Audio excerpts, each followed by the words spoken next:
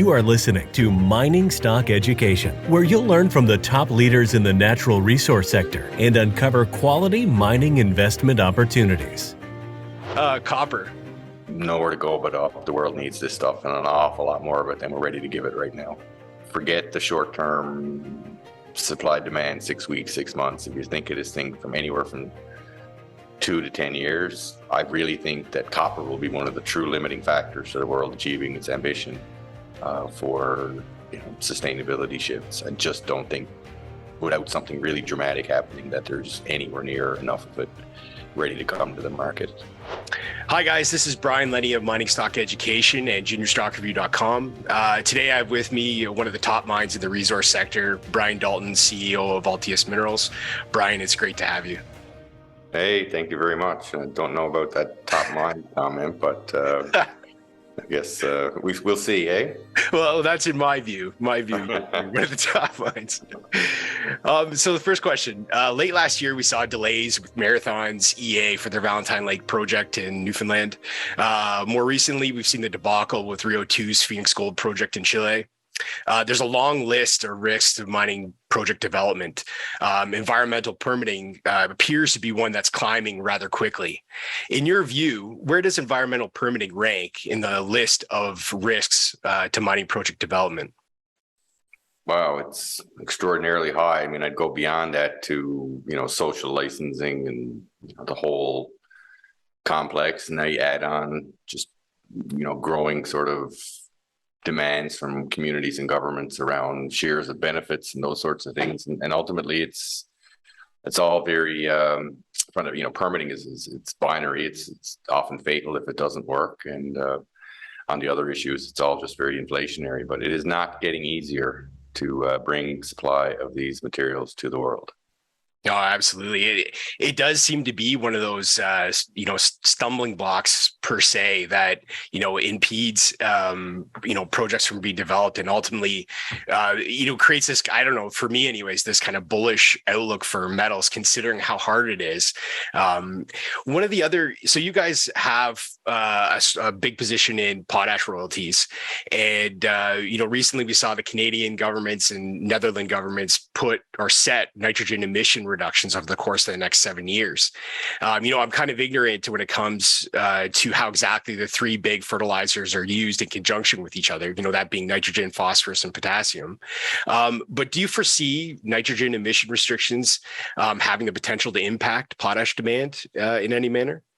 Not particularly. I mean, those nutrients, yes, they're used in conjunction, and you can vary the mix a little bit over short periods of time, but they're essential primary nutrients that have to go in their components. So I think maybe where you're going to is just emissions from the production of nitrogen are certainly being heavily challenged, and what spillovers are there to potash. So I don't see it directly, but generally speaking, broadly speaking, I think that, decarbonization of the mining industry generally is a very, very real force and factor, as companies, the producers are being challenged to account for all of their emissions right through the value chain. These are, you're seeing it across the industry. A lot of investment, not in growth of new volumes, but in decarbonization of existing operations, because these companies believe that they will ultimately have to pay for the cost of that carbon. So they're making the investments now to offset future operating costs. So potash wouldn't be immune there. You're seeing BHP announce with their Jansen project, for example, a fully electric fleet that adds pressures across the rest of the industry in Canada. So yeah, it's just a factor going forward that the carbon that you produce at the mine site and even beyond is now part of the cost structure of winning these materials from the ground. Yeah, absolutely. One of the interesting things, Sri Lanka decided to go completely organic. I don't know if this was the last 2 years or the last year, and really they tried. Not only did they try to do that, but they tried to do it in a short time frame, and it really ended up affecting their domestic food supply, because it doesn't look like it maybe can be done on a mass scale. Do you think that pushing the envelope in terms of where we go and how quickly we get there, does that ultimately come back to potentially haunt the industry? That's a tough one. At what pace do you make these investments?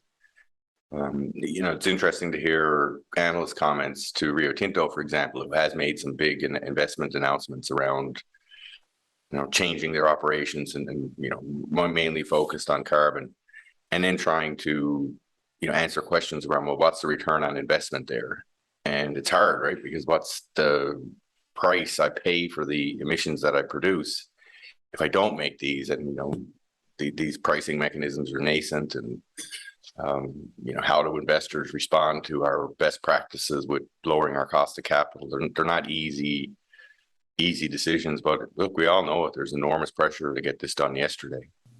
There's another situation that's kind of an offshoot, and I don't necessarily, it definitely wasn't intended, but with the Russian sanctions, particularly in the nickel market, we saw a big spike in price, and how the LME responded was by closing the market and, essentially creating a pause in trading.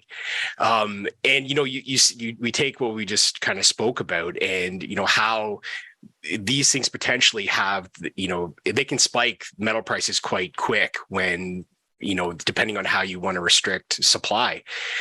So do you think, in terms of, price is ultimately what dictates how supply comes on hand, but they're also, in the same token, closing the market and preventing that price spike. So what is the best way to kind of deal with, these price spikes, or how the market is going to flow, if it really doesn't flow to where it might, should be? Yeah, it's time frame that really is the key to that. The answer to that question, like obviously the nickel price sorted itself out. Yeah, that blip, you won't even remember what it was all about on a chart in not too long. But you will remember the fact that what's happened in Russia and Ukraine and Belarus has ultimately led to a deglobalization, if you will, of the supply chain for these materials. And you're really, really seeing it now in the form of various governments really pushing their domestic sourcing and supplying of these materials. And, again, when you think about what these materials are expected to be really needed for, so broader sustainability initiatives and decarbonization, which are, big global challenges that require pretty unified fronts. But on the other hand, you've now got, a localization of supplying these materials and premiums and discounts being applied depending on where materials are sourced. I think that's a lasting impact. Short was splashy and newsworthy in the moment when the LME shut down and nickel prices shot up and some shorts got squeezed and all that sort of thing. But, it's just a tiny, tiny symptom of the real thing that was happening. So, whether it's the Green Revolution, war in Europe, or the soaring amounts of government debt worldwide, it would seem to me that there are a lot of reasons to be bullish on the entire resource sector. That said, things don't always go as planned.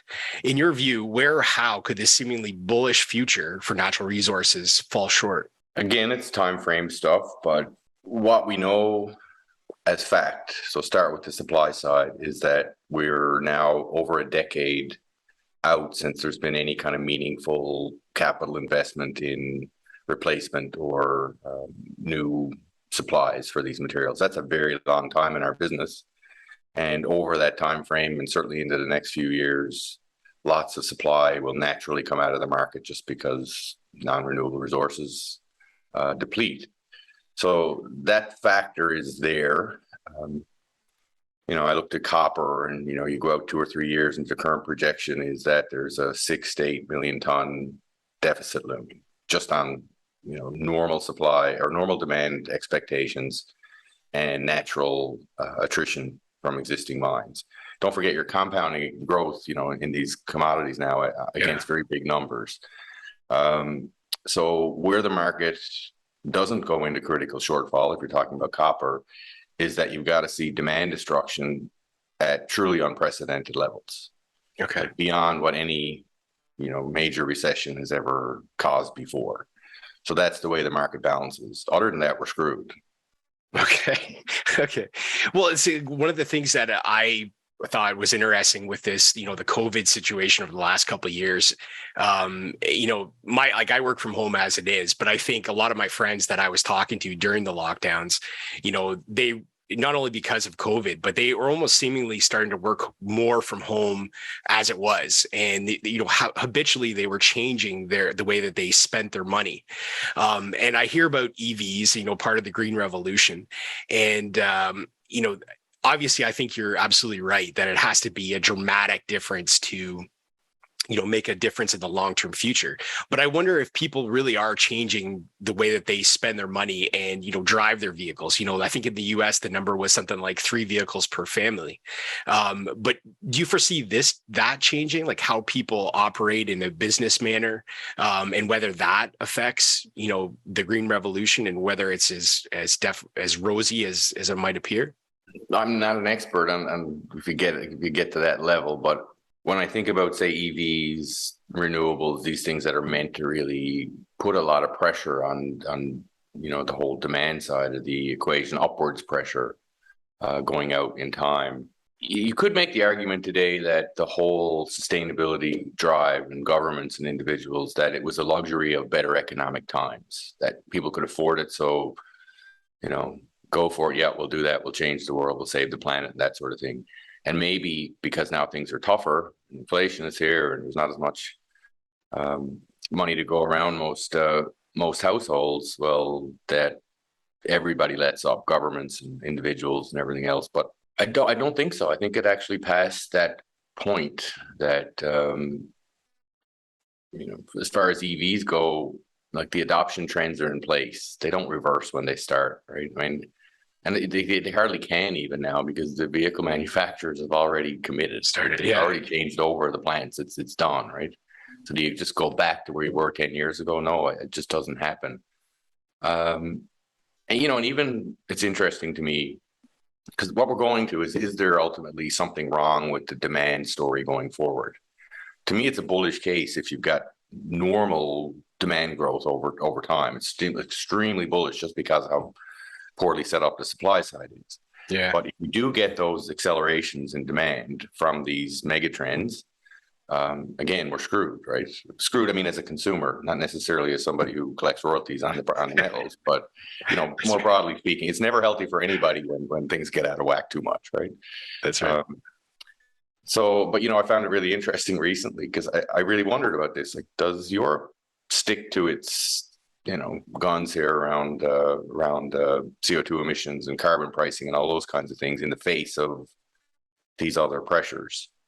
And in the US, okay, we got inflation. Well, are we going to actually push an agenda to decarbonize and drive renewables growth and build out the grids and all those sorts of things? I mean, it was incredible to me last week to see that bill get passed, but it didn't get passed because it was a climate bill. It was called the Inflation Reduction Bill. But it got done, right? Yeah. But isn't it funny? Like, in response to crisis, governments spend. Yeah. Now, what they call it is one thing or another, but ultimately on the ground, where did the money go? It's for renewable energy build-outs, grid infrastructure, EV charging stations.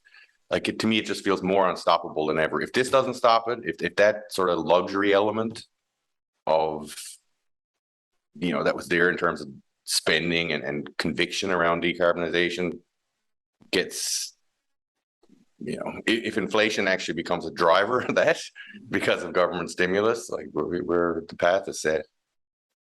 Yeah, those are really good points. At Altius always seems to be ahead of the curve. The most recent evidence is the formation of Altius Renewables, who are financing via royalty agreements wind and solar energy developments in North America. While renewable energy royalties are the baseline of the business, there does appear to be many other avenues to generate profit from this growing sector of the market, such as carbon credits. Looking ahead, where do you see the biggest new royalty avenues in the renewable sector? Well, for us, it's still the bread and butter side of it. I mean, bread and butter, in this case, being still all fairly new, but it's wind and solar and increasingly storage. And as royalty players, we're not ultimately ever going to, financiers, we're not going to drive that bus. We're going to follow along and do our part and finance projects that make sense economically, otherwise. So with renewables, all the deal flow we're seeing is to come in and help support new builds of those types of projects. I can see in the future that as the business scales up and as the market evolves, we could even be involved with more offshore wind type development. Batteries for sure are going to be a huge part of what we finance. I know that because we're already working on the term sheets. So it's, I let the market unfold as it's going to unfold, and we just stay on top of the trends and stay in touch with the people that are financing things and coming up with solutions for them. Okay. One question, like I mentioned carbon credits, and, I think there's definitely a distinction between carbon credits and carbon sequester or sequestering. Which of the two do you think is the bigger opportunity? I actually do see them as more linked, perhaps. Okay. It's obviously reduction of carbon in your industrial or domestic patterns and operations is going to be a big part of how we bring down, carbon levels. But sequestration is part of that. Now, what still needs to evolve here is more clarity in terms of what the cost of producing a ton of carbon is and what the value of sequestering a ton of carbon is. So the sequestration side, Europe is leading the way, obviously, with pricing carbon. Canada is obviously put its systems in place. But how all of these things interplay, and so if you've got a project, well, we're invested in a company that just in turn invested in a group that injects CO2 into cement and it captures it, essentially permanently. So right now, the price it can get for each ton of carbon that sequestered is based on voluntary market pricing. Okay. What would somebody pay to offset their own emissions? But all this will standardize in time. And again, it'll come down to a steel maker saying, okay, I either pay this much for every ton of carbon I produce as part of my cost structure for that ton of steel, or I buy a credit from somebody or invest in a project that captures an equivalent amount. But that's where we're headed, and probably more quickly than people think.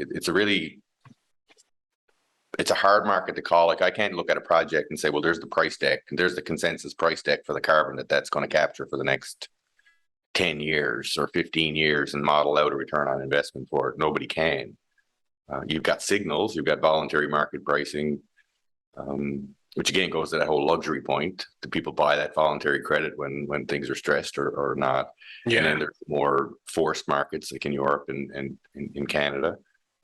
What I'm sure of, though, is that ultimately the value received for sequestering a ton of carbon will approximate the cost of producing a ton of CO2. So, that's how all this plays out and evolves. It will be a gargantuan market. Yeah, I bet it will be. So I guess the way I separate the two is I look at as one as a technology and the other as kind of the offshoot of that technology. So is the royalty aspect of carbon credits or carbon sequester, it's by funding the technology business to create these carbon sequester, whether it's, whether, I don't know if you're talking about brucite, but these different ways to sequester carbon. That's where the royalty is? Yeah, well, in the case of, say, that investment we made with Invert, so what they are doing is backing projects that sequester. Okay. And in exchange, then they receive the carbon credit and sell it on. So that's how the economics ultimately work. So they receive a percentage of the value of the sequestered carbon, and no different than the cement company captures X tons of carbon, they receive X amount of, in this case, Invert receives X amount of revenue for that carbon, and that's what the stream is based on. It's no different than selling a ton of copper and getting a percentage of that. So it's weird, like when you mention things like brucite. So what you're talking about is more sort of natural geochemical processes where you've got minerals that naturally attract CO2 and form new minerals and permanently capture the CO2 is something we're kind of pretty interested in, obviously, with our geological background and the fact that mine tailings, in particular, some particular deposit types, are particularly attractive, for it. So that's certainly an area that we're kind of zoning in on a bit, just because I think it's more up our skill set than, say, more forestation projects and those kinds of things. And the other thing that we find really neat about the space overall is that, these projects that ultimately are meant to capture carbon, whether it is biological or geochemical or whatever, they're going to be big footprint projects. They're going to have conflicts. This is a land use now in some ways that's going to compete with whatever it was before. So you're actually going to get into all the same challenges around access to land and permitting. And I think it's just something that's an area where our skill set, I think, might actually be pretty helpful. And it means that as ultimately a capital provider, we can be, I think, a pretty value-adding partner to whomever it is that's actually got the technology or the idea or the access to land or tailings or whatever it might be, because I think we can be a pretty thoughtful investor and supportive planner for those projects as well. We're actually looking at it as part of almost like a part of our project generation business. That makes a lot of sense. That's a really good point you bring up, because it's interesting. I remember, I don't know if you recall, but the first time I interviewed you, we talked to one of the companies that I had liked was FPX Nickel. And you had mentioned that Cliffs had basically, asked Peter Bradshaw to do the exploration for, I think it's, how do you say it, Awarite? Yeah, Awarite. And so he got the West Coast, and you guys kind of were on the East Coast. Yeah. And of course, he made the Dakar Baptiste deposit discovery. But it's quite an interesting story. And I think, although that it's low grade, I really think that, the tailings producing brucite and the ability to sequester carbon, it could truly be to my knowledge anyway, the mining industry's first, carbon neutral project, and that's without buying carbon credits or anything else. So I find it extremely interesting, and I think you're absolutely right. That's kind of like, I think, you seem, anytime I've talked to you, you've always talked about playing to your strengths, and the connection there that you've made, I think is really good, and it's something that investors should pay attention to, because I think that's why you guys have been so successful, is that ability to see where your strength is and play to it. One of the things we've done in project generation recently, so this is not in terms of just generating pure, carbon capture type projects or sequestration projects.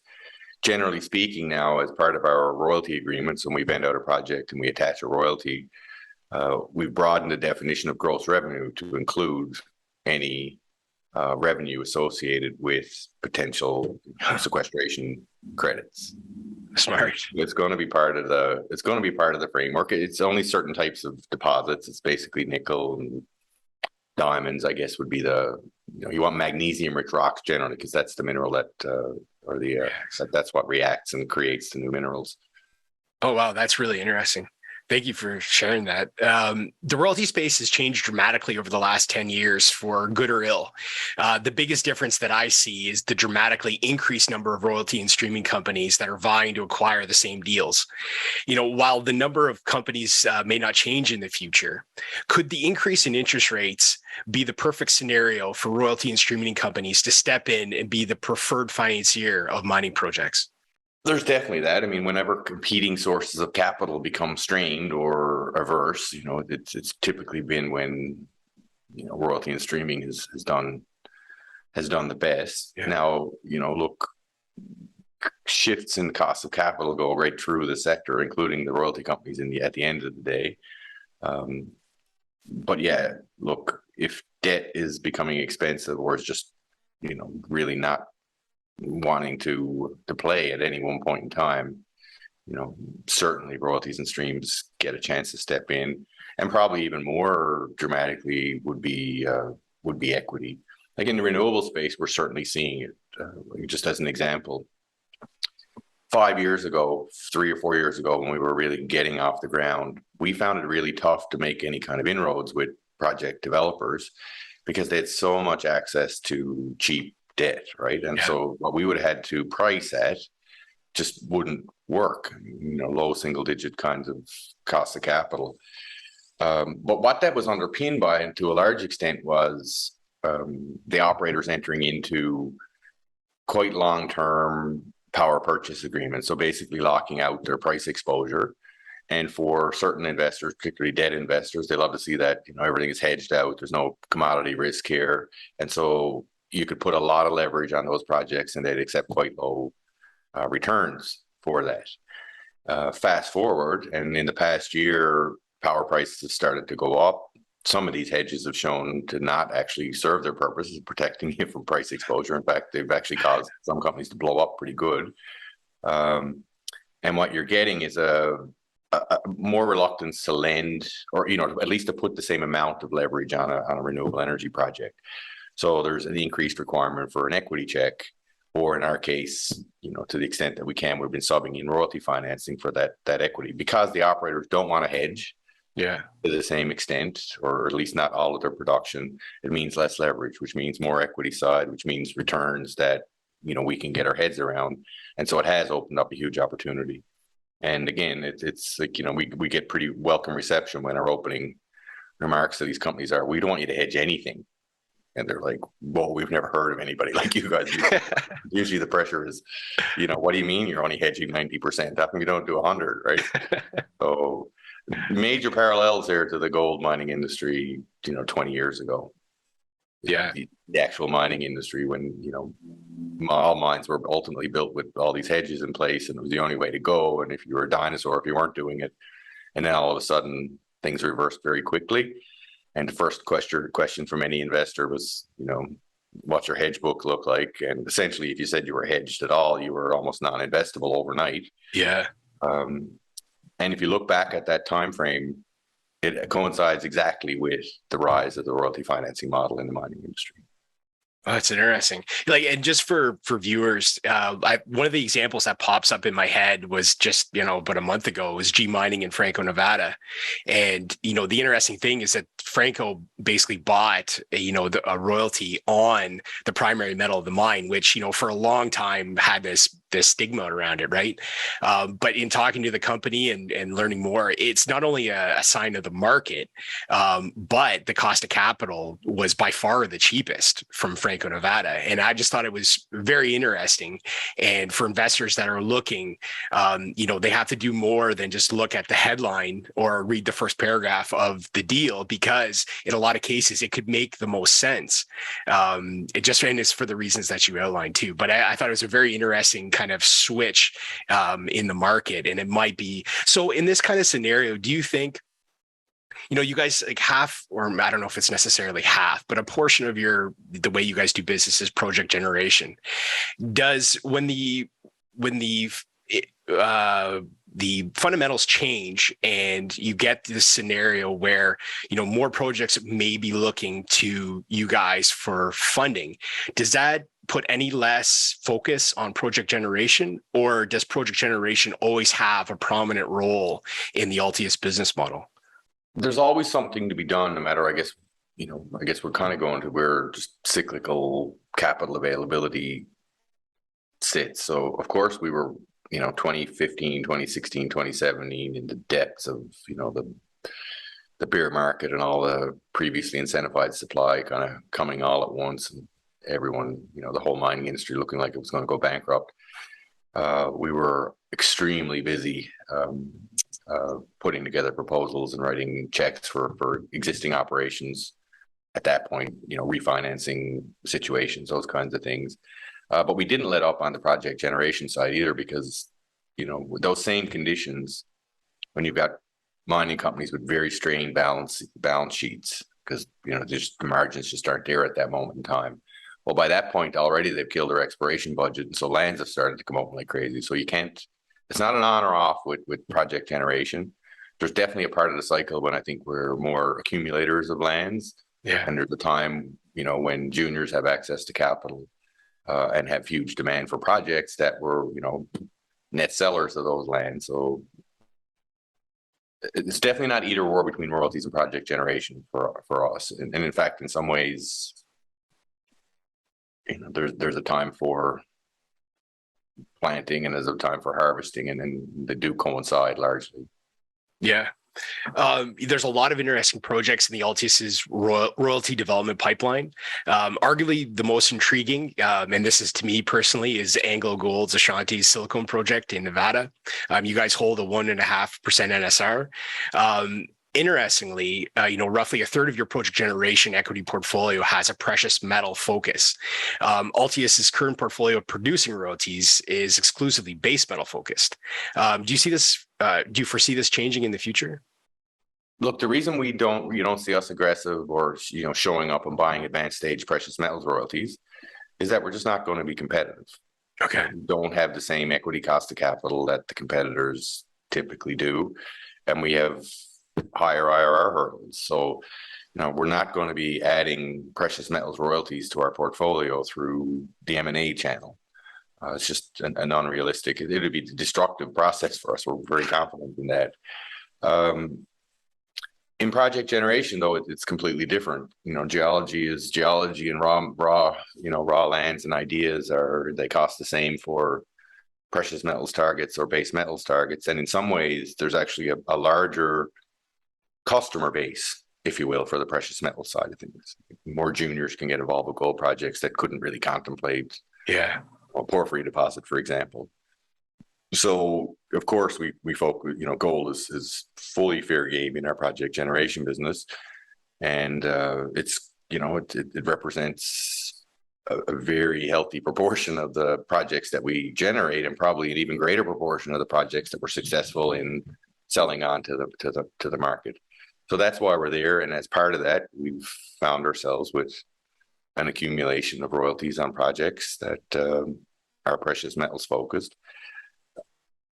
Do they belong in the company long haul? The successes, the ones that are going to work? Probably not. Okay. It doesn't hurt us. It's not going to hurt us to add gold royalty revenue to our copper and our potash or anything else. But is within our structure the place where it's going to, achieve the highest value for shareholders? And there, I'd argue, perhaps not.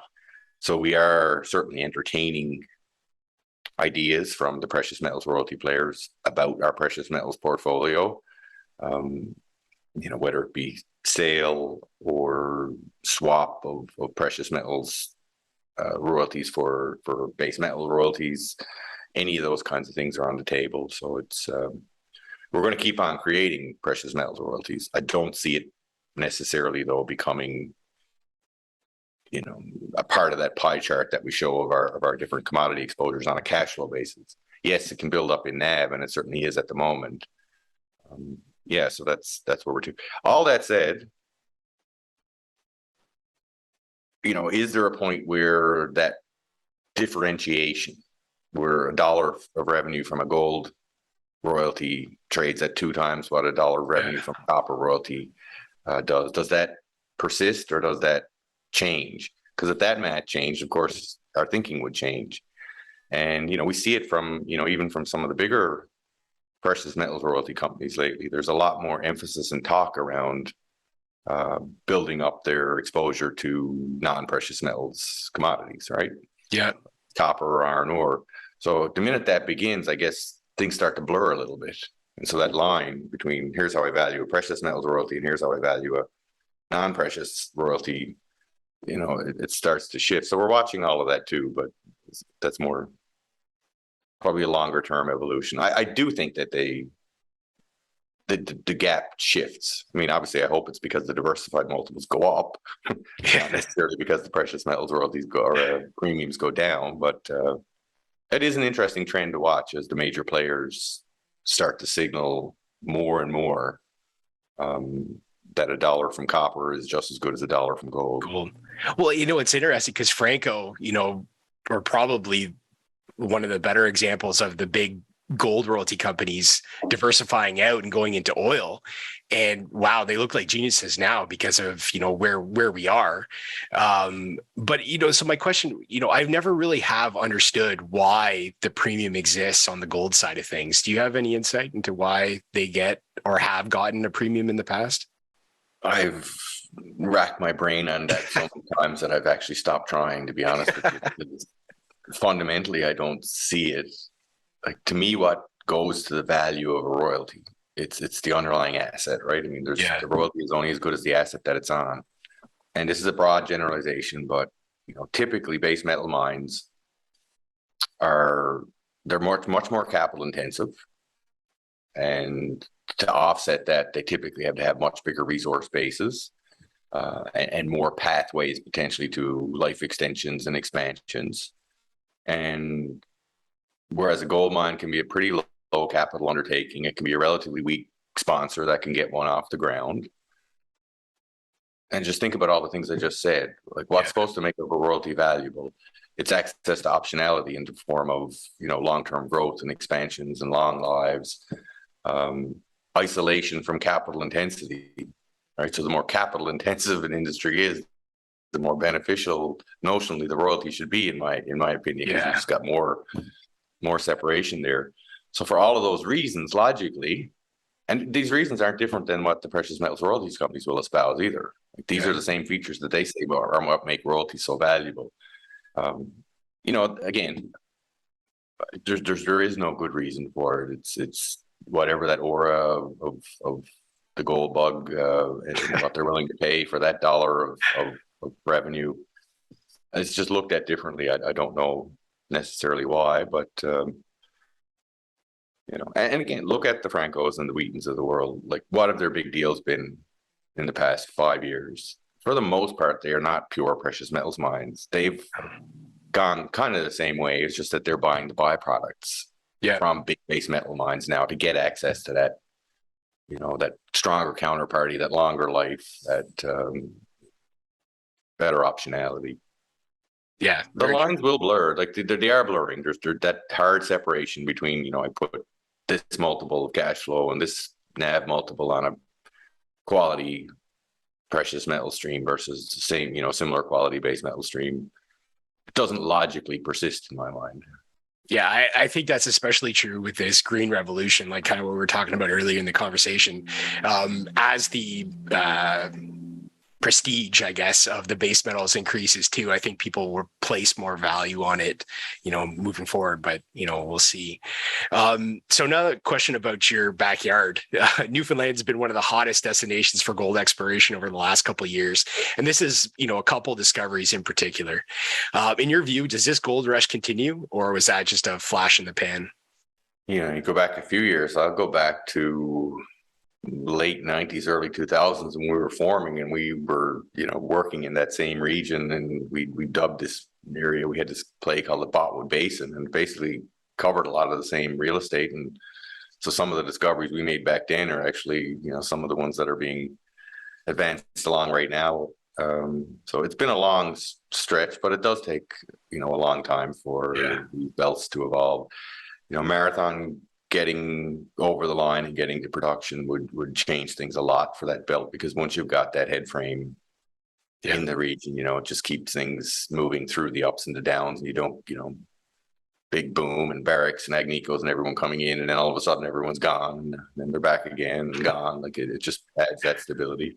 I have little doubt that there's a series of mines in that belt to be developed over the next 10, 15, 20 years. Yeah. There's too much gold there. Are they easy? No way. Not easy mines. These are it's a really structurally complex region. But that's getting better understood now. Like, that whole, we were shooting in the dark back then. We were seeing these structures, and it was hard to get your head around. But as data is built up from one project and spilled over into the next and into the next, things are getting more predictive. And obviously what it has going for it is, some real jewelry box type stuff mixed in. So that always helps. But yes, structurally complex, but incredibly well endowed and becoming much better understood pretty quickly. So I'm pretty optimistic. I'll see lots of head frames out there. Very good.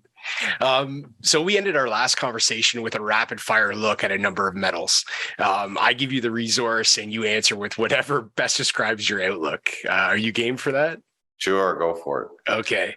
Do I get any free passes? You do. You can pass if you'd like. Copper. Nowhere to go but up. The world needs this stuff, and an awful lot more of it than we're ready to give it right now. Forget the short-term supply demand 6 weeks, 6 months. If you think of this thing from anywhere from 2 to 10 years, I really think that copper will be one of the true limiting factors to the world achieving its ambition for sustainability shifts. I just don't think, without something really dramatic happening, that there's anywhere near enough of it ready to come to the market. Very good. Nickel? Maybe a little less bullish. I really like nickel sulfide. But you can't ignore the fact that there's been so much incremental production from Southeast Asia. So it'll be really telling now in the next little bit that whether the end users, and in many ways, talking about batteries going forward, discriminate between sources and the carbon footprint. Does the carbon footprint, for example, of Indonesian production start to get priced into the overall price? If that's the case, I'm very bullish. But I definitely see the end users, whether it's utility scale battery storage or even car manufacturers, being quite selective about and even directly investing in projects. Nickel sulfide in good jurisdictions, I'm extraordinarily bullish on. Zinc? Don't have a super strong view one way or the other. It's, I know right now the challenges are in the more in the downstream side because it's a pretty energy intensive finished product. Supply demand, I guess I'd say I'm kind of neutral. I think there is a fair bit of relatively low hanging fruit in the zinc world that can be developed with sustained price incentives. So do I see a crisis the way that I see, I have no idea where the copper is going to come from. I literally have no idea. Whereas with zinc, if you say, give me that price, I can say, yeah, I can see that happen. That'll come on. Yeah. Uranium?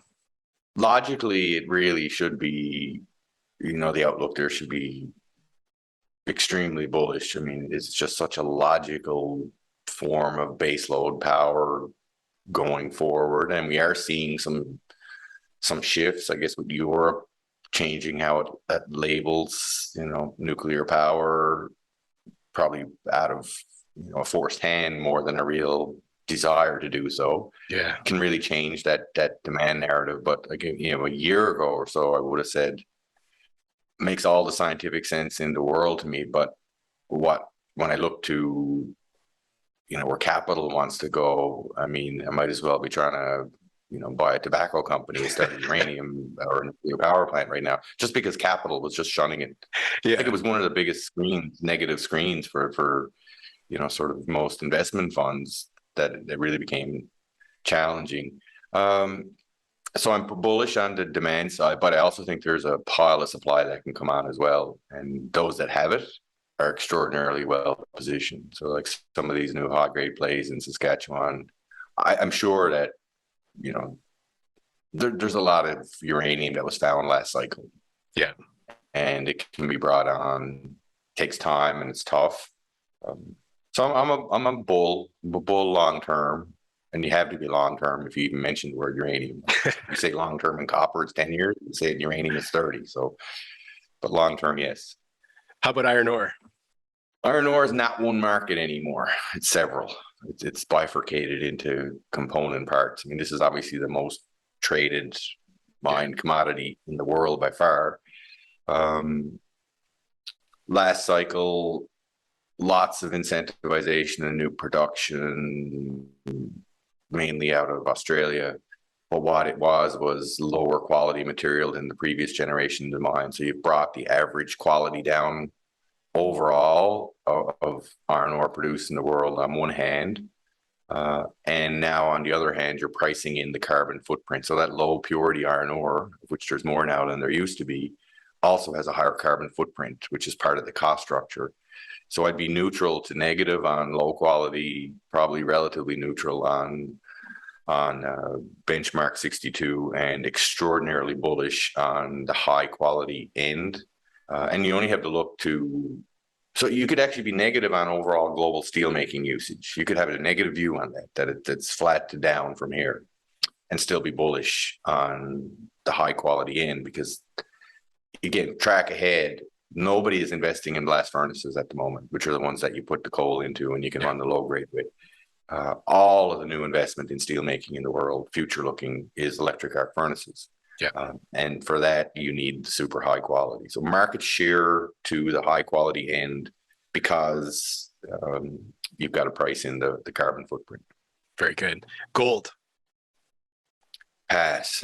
No clue. Yeah. It doesn't have anything to do with supply and demand. It's not a supply demand commodity that I can tell. It's a financial commodity, and there's just too many factors there. But it's obviously important. I wish I had a better handle on it, because in some ways the gold market really, some exuberance there often drives the cost of capital across the whole complex, particularly for the juniors. So it has big implications, right through the sector. It just has that kind of, it brings out the speculator like nothing else, right? So it does have big impacts. But I own a bunch, but I don't have a clue where the price is going. How about silver? Silver, probably more bullish just because of the industrial side of things. And then, I'm obviously talking to groups that have ambitions around solar panels and those sorts of things. And then it's just, I think an awful lot more of it's going to get used in the world than people necessarily think right now. But again, it has that financial element to it as well that gives me caution about pricing. But, is there enormous future demand ahead for silver in industrial processes? I can easily buy that argument. Okay. I know it because our royalty financing is going into people buying panels that they're all complaining to me because, what's going to happen with this silver price and this copper price, because it's really causing havoc with our budgets here and our plans. And I mean, I've talked to pretty large utilities, where new board members or whatnot, and came in and like, that's the question. We've got a capital budget for the next, 4 or 5 years here. And at the moment, everything's out the window because we have no idea what the raw materials for these products are going to cost us. Jeez. Well, those are excellent answers, and I really appreciate you going through those metals. Guys, if you have any questions, please leave them in the comments below, and we'll get back to you as soon as we can. Altius's website is altiusminerals.com and trades on the TSX under the ticker ALS and on the OTCQX under ATUSF. Brian, thank you very much for joining me today. Thank you, Ryan.